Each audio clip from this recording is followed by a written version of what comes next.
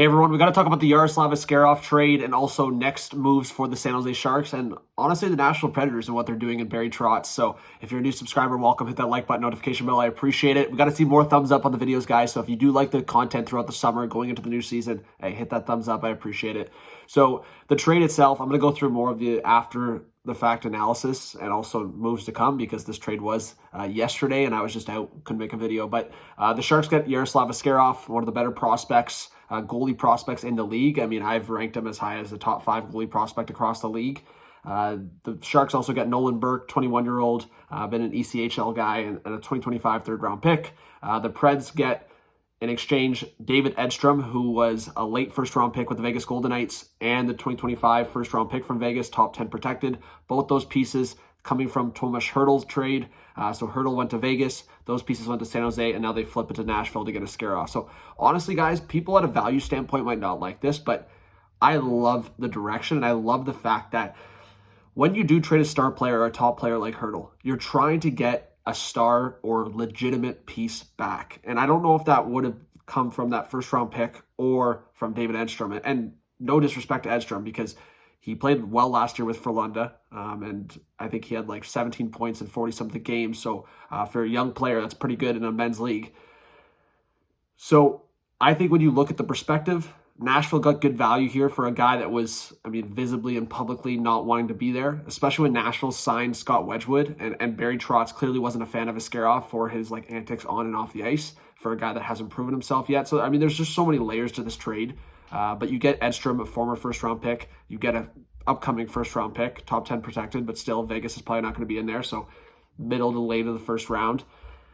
I don't mind it. I don't mind it on both sides, and I love this for San Jose. And like I said, you end up from a trade tree standpoint, you get Askarov from Hertl. And I think that's the value there because if you're San Jose, you don't have that future goalie. Right now, you have Blackwood and Vanacek, and that's probably your tandem. But then you sign Askarov. So the Sharks did sign Askarov to an extension, 2 years, $2 million. So I like the direction for the Sharks big time. And people that have watched this channel, I'm high on a guy like Quentin Musty. I love the selection of Dickinson. You could have went Dickinson or Buem, and I think San Jose was laughing to get a defenseman like that at that spot.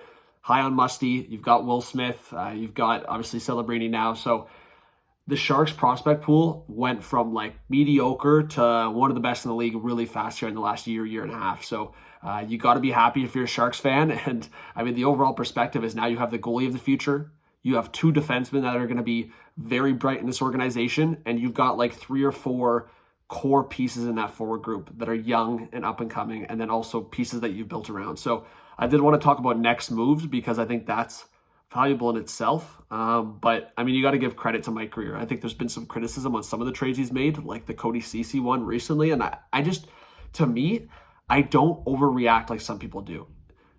Whatever. Could you have got more value from Edmonton? Squeeze them out more value? Sure. But you got a third-round pick, and you got Cody Ceci, who's a competent NHL defender. Maybe not great, but a competent guy. And when you look at the perspective, you gave up a guy that you claimed on waivers and ended up turning that into a third-round pick. Regardless of how you look at it, asset management, you still turned a waiver pickup into a third-round pick. I see the value there. Ceci is not that much of a cap dump. The cap hit is 3.5, around there, and the guy was good on the penalty kill in the playoffs. There's some value there.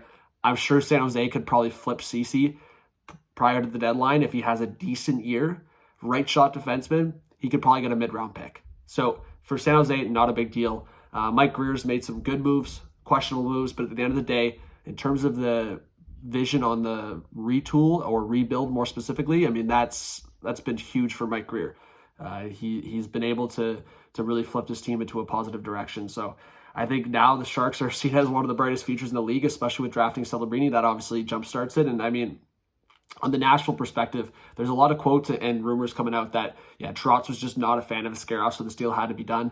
And you look at the signings in the offseason, Stamkos, Marchessault, Shea, and now they have 3 first-round picks in 2025. So when I look at Nashville, I think Nashville is going to be buying heavy here, and they're probably going to flip at least 1 of those first-round picks, maybe 2. I think they would be fine having 2 first-round picks going into the draft. Maybe they make a draft trade or they just make 2 selections. But I think Nashville's going all in, so I can almost bet with anything possible going into the deadline.